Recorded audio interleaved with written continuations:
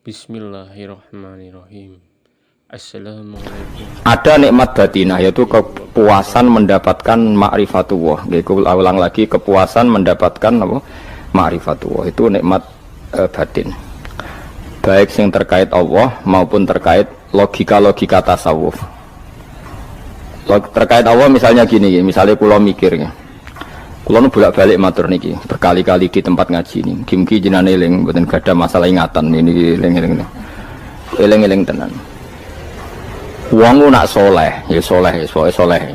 Cek soleh mulai cilik, cek soleh dadakan terus husnul khotimah, pokoknya napa? Soleh. Niku nak mati, niku bumi ku nangis. Nangise bumi ku kekurangan utawi kalong wong sing sujud ning ndekne. Ya Allah Gusti, biasanya wonten tiyang niku sujud teng nggen kula, dia berperilaku baik teng nggen kula, sakniki tiyang niku pun jenengan ambil, nangis bumi. Sakniki sing urip arek bedua-bedua, damel narkoba, damel ngefly, damel macam-macam lah. Itu nangis bumi. Langit semeneng. Semeneng. Gusti matur nuwun Gusti, orang itu saya tunggu lama, sekarang sudah engkau angkat ke tempat kami. Maksudnya diangkat teng langit. Sing bumi nangis, sing langit apa? Seneng.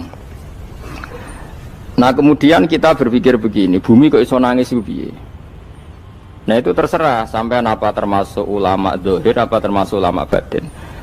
Kalau ulama zahir mengatakan bumi nangis itu mau kinayatun anil husni, pokoknya pantesnya bumi itu susah, wong kelangan putra terbaiknya. Tapi nak cara ulama-ulama hakikat yang mengenali sekali betapa kudrohnya Allah, betapa kudrohnya Allah itu tidak terbatas. Itu yang meyakini bumi nangis itu nangis tenan. Misalnya ngaten kula tak terangno malih ya. Kowe bayangno dadi Nabi Adam, ngrungokno kowe. Kowe bayangno dadi Nabi Adam. Nabi Adam tenan maksudnya. Terus Nabi Adam orang pertama dia tahu betul kalau dia dicipta dari bumi. Dan dia pula tahu betul, beliau tahu kalau dia bisa ngomong, bisa mikir, bisa macam-macam. Terus indukannya beliau itu bumi. Mesti pikiran Nabi Adam, jangan-jangan bumi ini juga bisa berpikir kayak saya. Ini kan materi saya, karena saya dari bumi ini bisa ngomong, bisa melihat macam-macam. Terus bedanya apa? Manusia mbek napa? Umpama kowe dadi Nabi napa? Adam. Orang yang dekat sekali, qoribu ahdin, dekat sekali dengan kesaksian kudroh Allah. Gini ku dekne roh nak materi ini ke bumi, dan dia orang pertama yang urung lali kemana. Tapi ketika sudah ribuan orang, mungkin jutaan orang, lali. Seakan-akan bumi itu tidak jenis dari kita. Bumi adalah hal yang berbeda dengan kita. Kita manusia berakal, bumi itu benda mati. Terus kowe katut wong goblok-goblok, bumi itu benda mati. Sajane ya rada kriminal wong Islam muni bumi itu benda mati. Enggak bisa berpikir, yang bisa berpikir hanya manusia. Itu kengawuran-kengawuran yang kita ciptakan sendiri, kita wariskan turun-temurun. Umpama kowe iku dadi ulama, ngomong ngono iku isin. Bumi kok nyekseni kowe sujud, banyu nyekseni mbok pangan, mbok ombe kanggo sujud. Semua itu bersaksi tentang kita. Lah nek sampean tanglet kula, cara melogika gimana? Begini, tak wari cara gampang-gampangan ya. Tak warai tauhid sing kasyaf. Tauhid ini yang dawuh Sayyidina Ali lau kusifal khoto umastatu yakinan. Umpama somben tutup-tutup iku dibuka, akulah imanku ora tambah mbek pangeran. Karena tren dunia dan akhirat sama. Zaman ning dunia ya Allah ala kulli saing godin, kok zaman ning akhirat ya Allah ala kulli saing. Cara Sayyidina Ali, somben aku wis mati lah imanku ora tambah, meskipun aku ora swarga neraka. Lah kena napa? Darah padha wae, ning dunia ya pertunjukan kudratullah, ning akhirat ya pertunjukan kudratullah. Jadi pikirannya Sayyidina Ali seperti itu. Saya kan lahir misalnya tahun 1970. Berarti mulai Nabi Adam itu saya kan nggak ada. Ngerti-ngerti ada. Saya mengira waktu zaman tidak ada itu panjang apa cepat? Cepat, karena kita tidak melalui itu. Ujuk-ujuk wujud. Kadang aku mati ya wedi kan. Mau mati jebule kiamat 1 juta tahun kasih opo nang kuburan. Masih di Khalillah ya. Makanya aku ya ora roh, tak tinggal turu sakmono kan yo nglilir. Nang lilir terus nang ndi terus. Apa mlaku-mlaku nang donya apa piye nak turu ya kok ngani ngoyo turu kok ribuan tahun lintas. Terus ya apa jajal? Sampeyan tak takoki, misale sampeyan ning kuburan iku apa? Apa ngadepi muka nakir tukaran terus itu keselen tukaran kok nopo ratusan ribu mungkin. Nah terus kita dilatih. Kata Sayyidina Ali gampang latihan seperti kata Sayyidina Ali apa gampang ya udah menjadi wong alim. Pada akhirnya kita ini aku zaman urip yo ora roh karepe, ngerti-ngerti urip, mati yo ora roh karepe. Pas mati sampean petangin yo ora roh karepe, pokoke wa matar sauna illa ayyasyallah. Makanya masyhur itu dia ketemu orang ateis. Dia orang ateis itu anti Tuhan, anti Tuhan pokoknya. Dia ditanya, lalu kamu hidup itu karena siapa? Ya enggak tahu hidup. Lalu kamu mati yang menentukan siapa? Ya enggak tahu, kalau tahu mati. Ya berarti Anda enggak bisa menentukan diri kamu sendiri. Akhirnya dia taslim, ya ada yang menentukan. Lah ya ada yang menentukan itu dalam Islam disebut apa? Allah, disebut kalimatu haqqin alaiha nahya wa alaiha namut. Jadi kalau maknanya itu kalimat yang benar-benar nyata, yang karena kalimat itu pula kita mendapat kehidupan, yang karena kalimat itu pula kita mati, yang karena kalimat itu pula kita akan bangkit lagi. Itu yang makna hakikat. Tapi kalau makna syariat enggak begitu. Kalau makna syariat begini, dan ini benar juga. Mengenai kena ada di ulama, ciri utama ulama itu jami'ul bayan. Dia kalau menjelaskan itu indah sekali dan orang pasti taslim. Sama saya tak warai tenan. Sama kan biasa wiridan la ilaha illallah kan biasa, mulai mimpin tahlil sampai kepeksa mergo do tahlil melok, sampai sing darani bid'ah akhirnya ya melok tanggane napa? Tahlil. Sesuai wae. Kata Ibnul Qayyim Al-Jauziyah dalam kitab Zadul Ma'ad. Kitab Zadul Ma'ad itu kitab kesayangannya Sayyid Abdul Haddad. Sayyid Abdul Haddad itu pengarang kitab Zadul Ma'ad. Padahal kitab ini dikarang oleh muridnya Ibnu Taimiyah. Abdul Haddad itu gak seneng Ibnu Taimiyah tapi seneng muridnya. Jadi di sini ulama ya demokratis. Gak seneng gurunya tapi seneng. Saja nih Ibnu Taimiyah itu orang baik. Ya ulama top ya baik, ya waras top. Tapi ngerti-ngerti Wahabi itu identik dengan Ibnu Taimiyah. Akhirnya ulama ahli sunnah penyebut itu terus isin. Mulane kiai-kiai ra ono sing dalil kok Ibnu Taimiyah mergo dicap Wahabi. Padahal Ibnu Taimiyah wong alim. Di kitab-kitab kita termasuk Syekh Muhammad piyambak nanya Ibnu Taimiyah qala Syekhul Islam no qala. Tapi kan ini sudah milik Wahabi sehingga kita ini terus akhirnya gak gelem nyebut. Ya jadi kitab koyo dalil fastabiqul khairat iki apa par iki dadi dalil yo dhewe-dhewe. Wah parah tenan wong-wong. Dulu saya melihat orang enggak kunut itu ya biasa. Mergo saya sebagai wong alim ngerti iku madzhab Abu Hanifah. Saiki nek ora kunut Muhammadiyah. Kita ini sebetulnya ahlul ilmi enggak tahu kunut itu madzhabnya siapa kita. Itu madzhabnya Abu Hanifah, yang kunut madzhab Syafi'i. Tapi tahu-tahu iki madzhab NU, iki madzhab Muhammad. Mana ada orang-orang ini bisa punya madzhab? Ngalime sepiro nganti dadi nopo? Madzhab. Tapi wis dadi bahasa, wis dadi nopo? Sewajo kabeh sene. Mas repot-repot. Tak warai iki. Sampeyan ben nglafadzno la ilaha illallah iku keren ya, keren tenan mboten keren-keren. Ngendikane Ibnu Qayyim Al-Jauziyah itu gini. Min asliha khuliqatil jannah wa min asliha khuliqatin nar.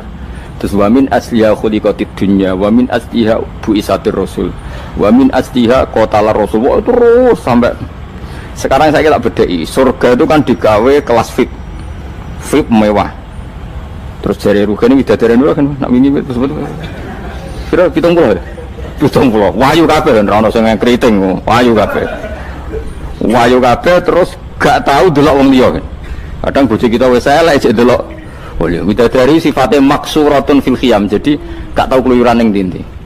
Wayu kabeh. Lek surga yang semewah itu selek itu ya bagi mereka sing nglafatno atau yang menerima la ilaha illallah. Neraka sekarang dibikin dalam itu. Jari Abu Hurairah neraka itu tes-tesane benda kamu jatuhkan ke neraka itu untuk sampai ke bawah itu nunggu 70 tahun. Kila 70.000 tahun.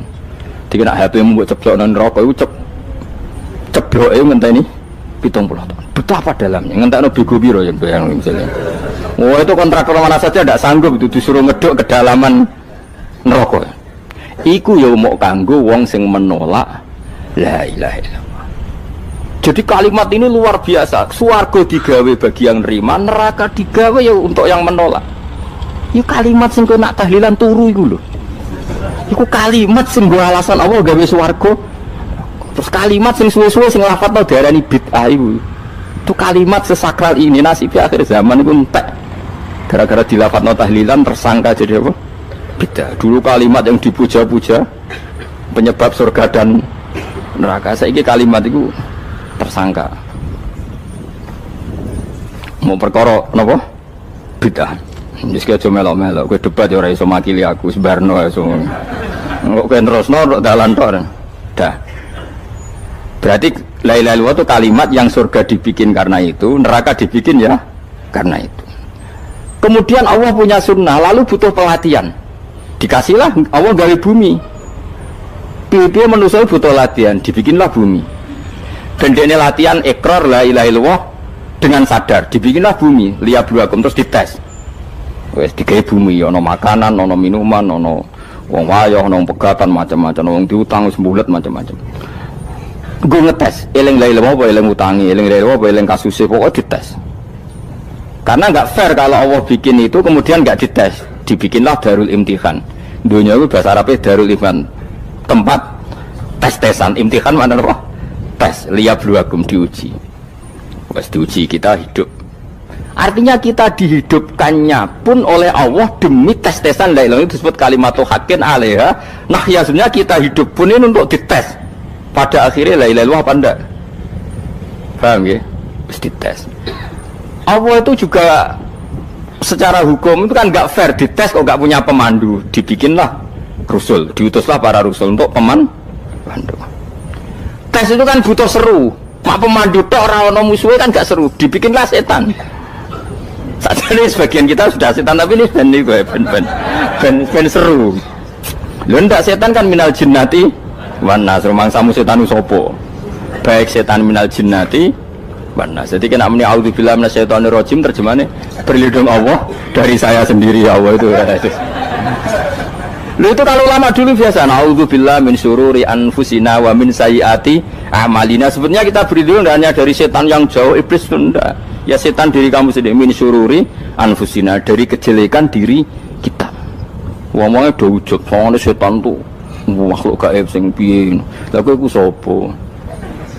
Nganti kowe maksiat terus mergo akrab klop, roh mbek setan klop. Mulane terus maksiat. Dah. Allah ngutus pemandu yang ngecul setan ben fair. Napa? Fair. Jadi semua darul ibtila ini juga demi kalimat. Nah, makanya disebut kalimatu haqqin sing alaiha nahya.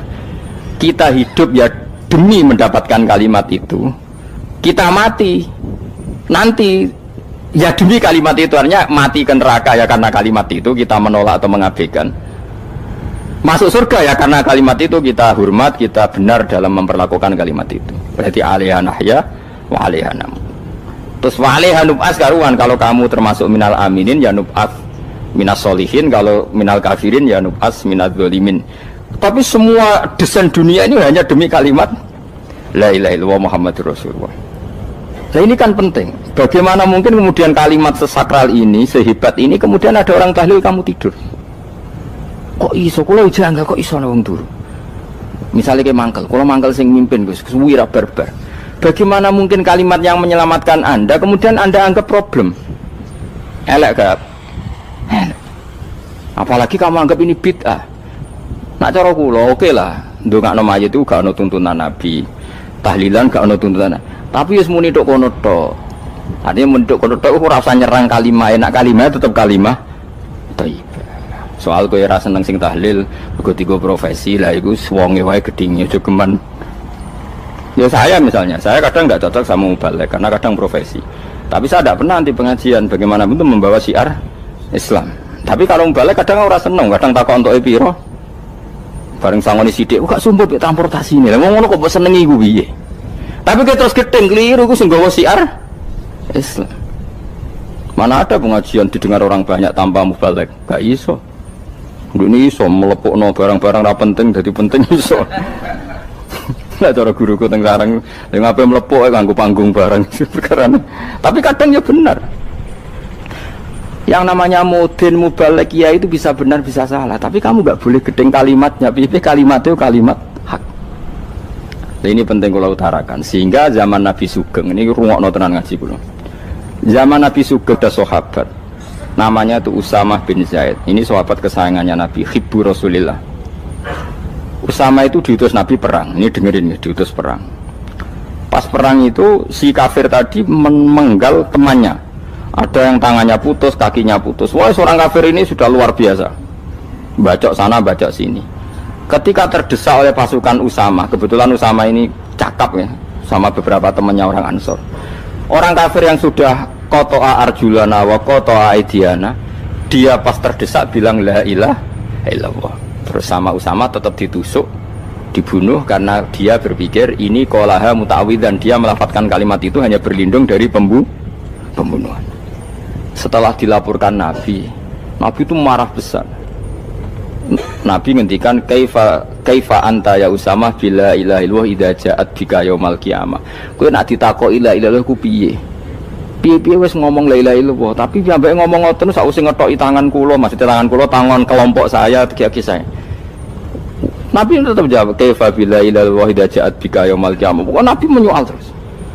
Sampai menjadi fatwa ijma'nya fuqaha, siapapun yang melafadzkan la ilaha illallah harus kita terima meskipun qolaha muta'awwidzan, meskipun saat melakukan hanya cara zahir berlindung dari kematian, sehingga kita terima. Orang kafir yang 80 tahun kafir melafadzkan la ilaha illallah 1 menit menjadi mukmin. Sampai ada ayat kulil ladzina kafaru iyantahu yufar lahum ma qad salam.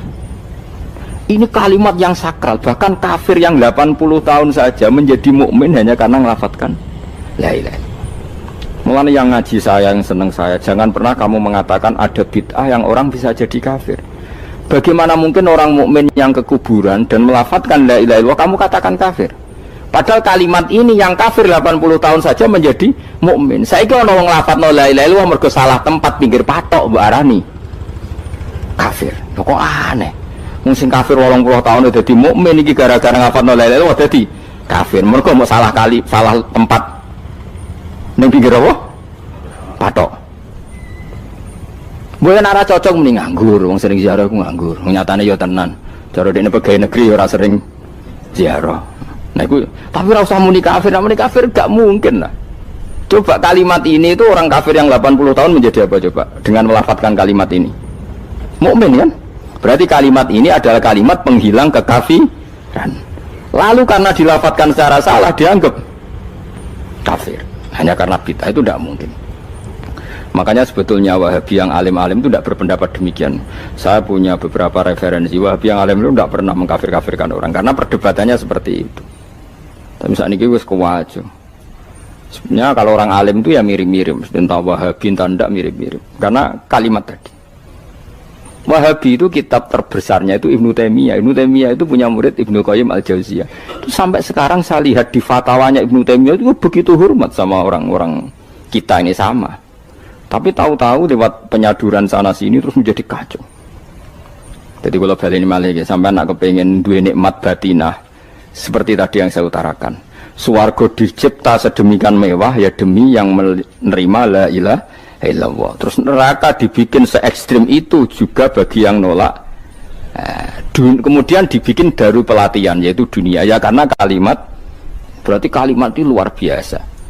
Wa biha qamatis samawati wal ardu. Kalimat ini pulang menjadikan langit bumi berdiri. Lalu sekarang kita bisa ngomong, bisa berpikir, bisa ngadekno BPKB macam-macam. Itu karena kita sendiri apa karena kudratullah? Saya tanya. Karena kudratullah. Kalau karena kudratullah, apa susahnya Allah bikin kemampuan tanah ini nangis, tanah ini susah. Wong podo-podo kowe iso nangis, iso mikir ya mergo kudratullah, ndak karena kamu. Harusnya ya sama, bumi-bumi ini bisa menangis juga karena kudratullah. Makanya bumi ini menangis ketika enggak ada orang yang sujud. Iku ya mungkin. Wong zaman kowe iso nangis ya krana kudratullah, mestine bumi yang kamu katakan benda mati, hakikatnya dengan kudratullah juga sama dengan kita. Mulane tenggene kitab Al-Husunul Hamidiyah, kula ngrasa utang tenan mbek kitab. Dulu saya ngaji 2 tahun kitab Al-Husun. Kitabnya kecil tapi saya ngaji itu 2 tahun. Berkali-kali saya ulang. Itu beliau cerita gini. Dia yang ngarang itu orang alim, kebetulan dia orang India. Memang kelebihannya kitab dikarang orang Arab itu luweh bulet. Wong Arab kan semuanya Islam, karangannya itu standar. Ini dikarang orang India. Di Tonggo Blodor, di masjidnya, dikarang ulama yang masyarakatnya itu udah karu-karuan. Beliau cerita itu gini, manusia itu punya satu kebodohan, di mana kebodohan itu disebabkan oleh robtul asbab al-adiyah, mengkaitkan sebab sing biasa-biasa. Misalnya gini, sama saya kita omongi, misalnya ada orang bilang gini, batu ini nanti itu menjadi ayam. Orang bilang mukhal apa enggak? Enggak, jawab saja. Mukhal. Kenapa bilang mukhal? Karena dikira enggak bisa kan? Enggak, jawab saja. Jawab satu-satu. Batu ini menjadi ayam. Kamu jawab mukhal. Alasannya apa? Alasannya enggak mungkin terjadi apa kamu enggak bisa?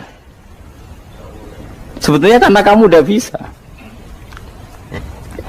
Udah. Lau ukhbiro dzakar rajul. Andai kan orang itu kamu kasih tahu, klungsu ini biji asem itu, biji pohon asem itu. Nanti yang kecil ini suatu saat besar. Setelah besar buahnya banyak, tambah besar, tambah besar. Terus orang bilang mungkin. Ketika bilang mungkin itu karena dia bisa apa hanya karena menyaksikan berkali-kali ada kejadian nak klungsu ditandur, iku iso dadi gede. Coba sama jawab. Karena dia bisa apa karena hanya menyaksikan itu sering terjadi? Hanya misalnya.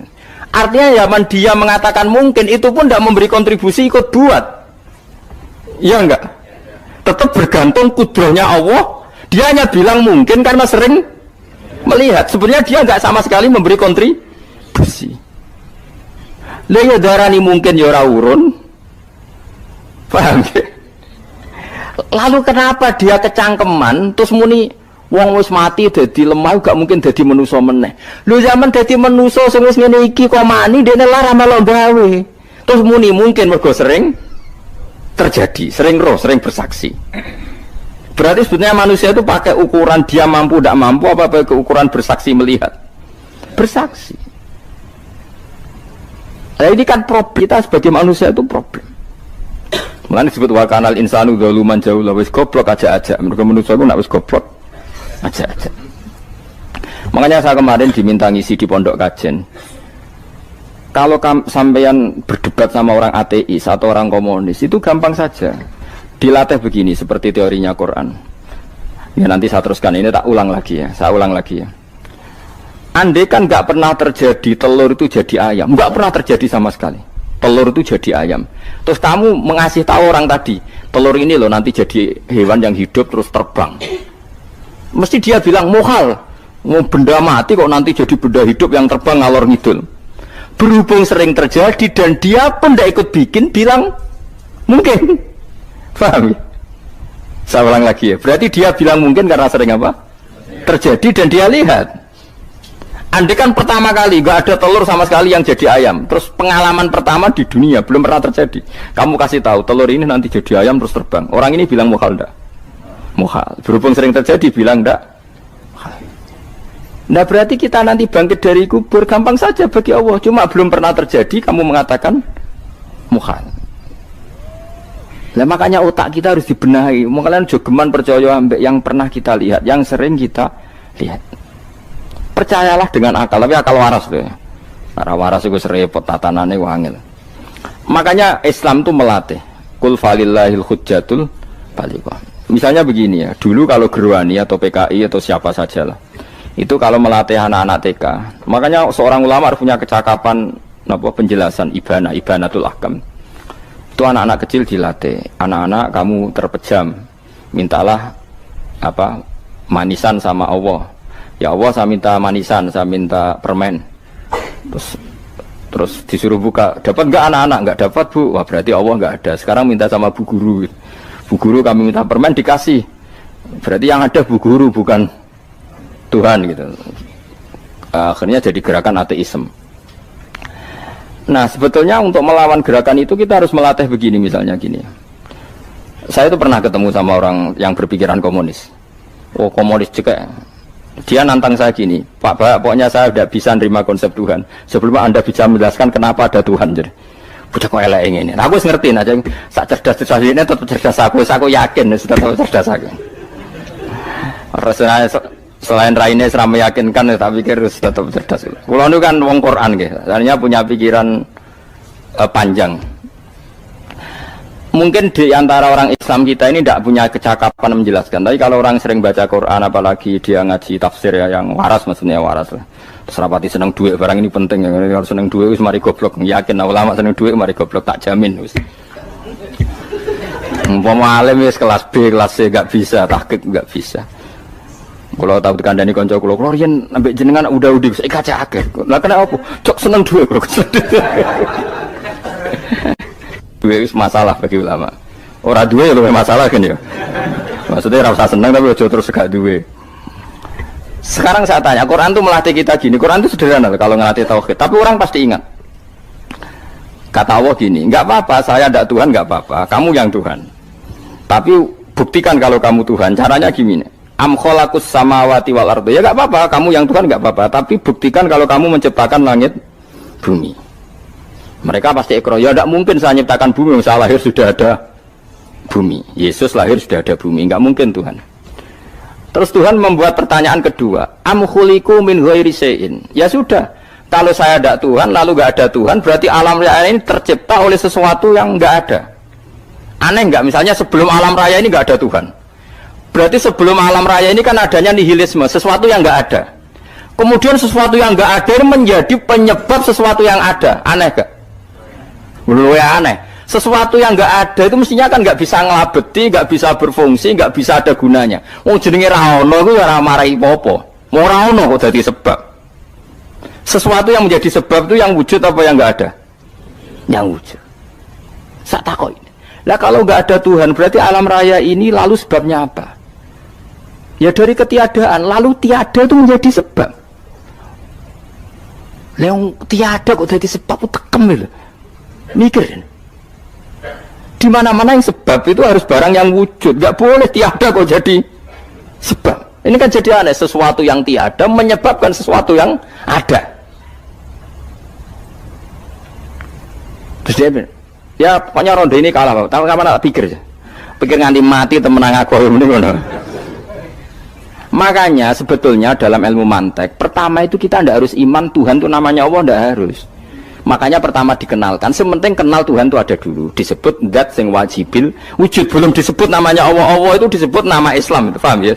Saya ulang lagi, Allah disebut itu nama Islam. Tapi kalau penemuan akal hanya sampai kita ini butuh zat sing wajibil wujud, sing menjadi penyebab semua alam raya ini. Di bahasa Arab disebut musabbibul asbab. Belum menyebut Allah musabbibul asbab. Islam pun pertama Iqra turun ya gak nyebut Allah. Iqra bismi rabbikal ladzi khalaq, khalaqal insana min 'alaq. Iqra wa rabbuka. Tuhan itu siapa? Yang mencipta. Nah, yang mencipta ini oleh syariat Islam disebut apa? Tapi dalam logika yang penting kowe kenal sik ono musabbibil asbab. Pastikan bahwa alam raya ini yang wujud pasti disebabkan sesuatu yang ada. Nggak boleh barang wujud kok diciptakan oleh sesuatu yang tidak ada. Yang gendeng ora barbar barang ra ono mbok sifati al khaliq. Sing gawe langit bumi apa? Pencipta. Penciptane apa? Sesuatu yang tidak ada. Kowe ikhlas diutek ngono kowe ikhlas ta ora? Gak kowe ikhlas ta ora diutek ngono kowe ikhlas ta. Kowe gelem dadi bodho niku. Gelem kan? Mboten. Nah, nikmat ngono jenenge nikmat batin. Mulane sing suwenang mbek kalimat la ilaha illallah. Wis ana sing bid'ahnallah iku wong nganggur wis beno sak uni-unine. Tapi kadang memang kita berlebihan.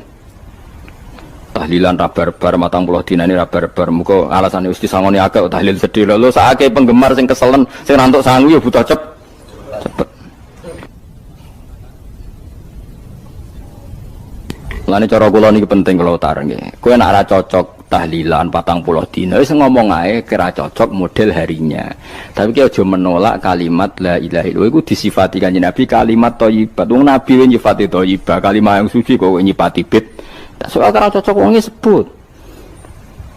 Misalnya kamu bilang saja wong mati wis sangu amale lha apa didongakno barang. Nek kowe pengen ndonga ora usah ndonga. Wis ora usah biasa wae. Kula lah mbok dongakno ya ora seneng.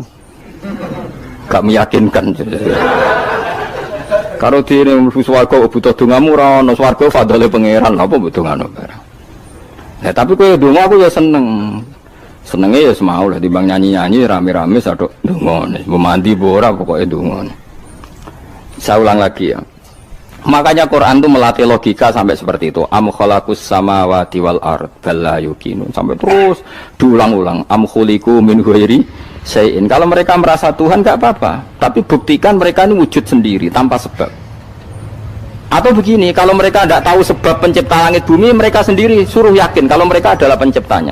Amhumul khaliqun, nggak apa-apa.